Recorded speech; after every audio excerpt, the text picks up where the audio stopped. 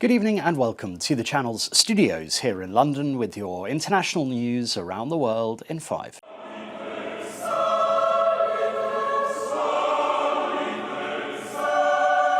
The new Pope, Leo XVI, has called for the Catholic Church to desperately counter a lack of faith in his first Mass at the Vatican. Speaking the day after he was elected as the 267th Pope and the first US leader of the Church, he warned that people were turning away from the faith and instead to technology, money, success, power or pleasure. The ascension of Robert Francis Prevost has been celebrated by the world's 1.4 billion Catholics, with joyous outbursts in his US homeland and in Peru, where he served for 20 years. We've also heard reaction from the brother of the newly elected Pope in Chicago. To be honest, there hasn't been a chance to think about it because it's been constant phone calls, emails, messages, interviews. So I don't think it's really sunk in. It's kind of surreal. It's great pride. This is an awesome thing in the sense that the first, not only Pope, but first American Pope from Chicago, and a relative. Vladimir Putin has led Russia's Victory Day commemorations with a parade in Red Square and heightened security after days of Ukrainian strikes targeting the capital. China's Xi Jinping joined Mr. Putin as he told thousands of soldiers and more than 20 international leaders that Russia remembered the lessons of World War II. Мы помним уроки Второй мировой войны. Mr. Putin used his speech to tie the war to today's full-scale invasion of Ukraine and said all of Russia was behind what he called the special military operation, now well into its 4th year. Meanwhile, Ukraine says it has uncovered a spy network being run by the Hungarian state to obtain intelligence about its defences near their shared border. Ukraine's security service said it had detained 2 alleged Hungarian spies who it accused of gathering intelligence.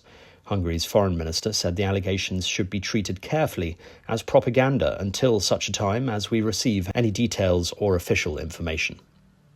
The US has confirmed that a new system for providing humanitarian aid to Palestinians in Gaza through private companies is being prepared as Israel's blockade continues for a 3rd month.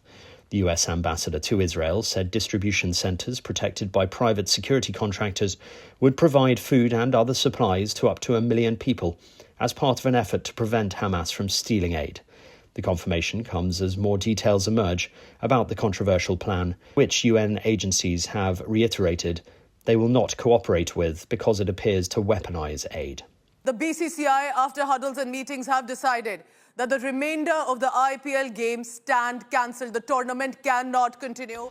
The Indian Premier League, the world's richest cricket tournament, has been paused for a week amid escalating tensions with Pakistan.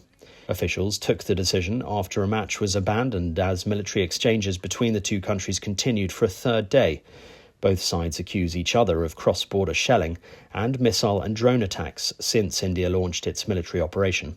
Pakistan says 36 people have been killed by Indian airstrikes and firing. India says at least 16 people have been killed by Pakistani shelling on its side of the de facto border. The Microsoft founder Bill Gates says he intends to give away 99% of his fortune over the next 20 years. Mr. Gates said he will accelerate his giving via his foundation, with plans to end its operation in 2045. Mr. Gates said his eponymous foundation has already given $100 billion towards health and development projects, and that he expects it will spend another $200 billion, depending on markets and inflation, over the next 2 decades.